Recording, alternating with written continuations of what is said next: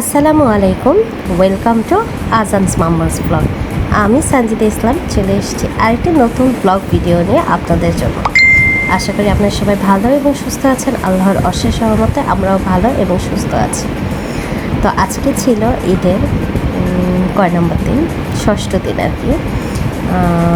তো না সরি আজকে ঈদের 7th ডে, মানে সপ্তম দিন। আজকে ঈদের শেষ। আমি যেহেতু এবার ঈদ করতে গ্রামে গিয়েছিলাম, তাই আমার ভিডিওগুলো একটু ওলট পালট আসছে। তাও চেষ্টা করছি যেসব ভিডিওগুলো আমি করে রেখেছি সেগুলো একটু একটু করে আপনাদের সাথে শেয়ার করতে।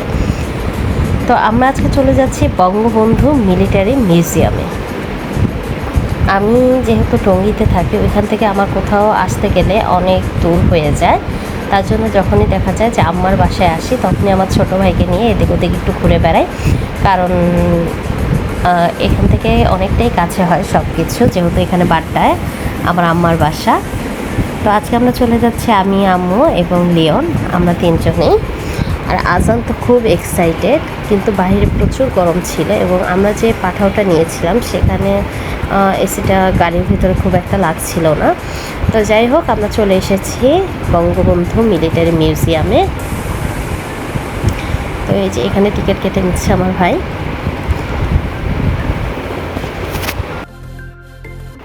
তো আমরা এই যে ভিতরে এন্ট্রি নিয়ে নিচ্ছি এবং কি করছি, কি করলাম না করলাম সবই আপনাদের সাথে শেয়ার করব, সাথে থাকবেন।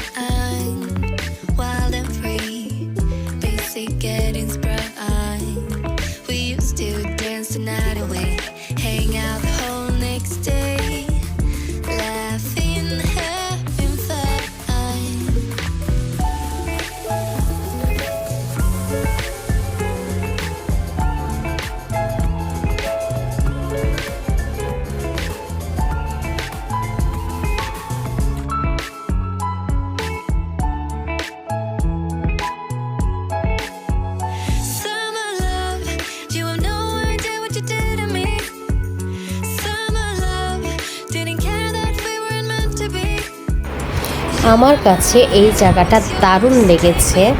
মানে যখন আমি এখান থেকে দেখছিলাম তখন মনে হচ্ছে যে হয়তোবা আমি এই সমুদ্রের মাঝখানে আছি, জাহাজটা আস্তে আস্তে উঠছে, এরকম একটা ফিলিংস আসছিল। খুব ভালো লেগেছে।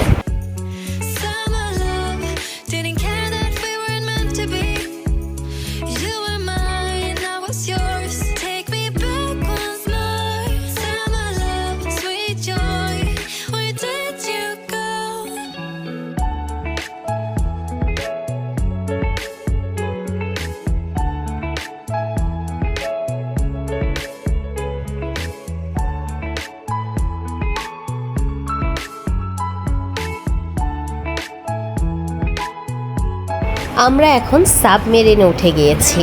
এখানটাও সম্পূর্ণ মনে হচ্ছিল রিয়েল, কারণ জায়গাটা মানে যেখানে আমরা দাঁড়িয়েছিলাম মনে হচ্ছিল যে চলছিল জাহাজটা এইরকম। তো খুব ভালো লাগছিল। আর এই পুরো মিউজিয়ামটার মধ্যে সবচেয়ে সুন্দর জায়গা ছিল এইটা। এটা পুরো একটা ফিশ অ্যাকুরিয়ামের মতো ছিল, 3D। তো মনে হচ্ছিল যে হয়তোবা মাছগুলো আমি হাত দিলে ধরতে পারবো এবং আমি হয়তোবা পানির উপর দিয়ে হেঁটে যাচ্ছি, মাছের উপর দিয়ে হেঁটে যাচ্ছি। আজান তো এই জায়গাটা এসে খুবই এক্সাইটেড ছিল। এই যে দেখেন বাচ্চারা সাঁতার কাটছে, এরকমভাবে ওরা এনজয় করছিল, খুব ভালো লাগছিল। আপনারা যারাই যান, আসলে এই জায়গাটা গেলে আপনাদেরও মনটা ভালো হয়ে যাবে।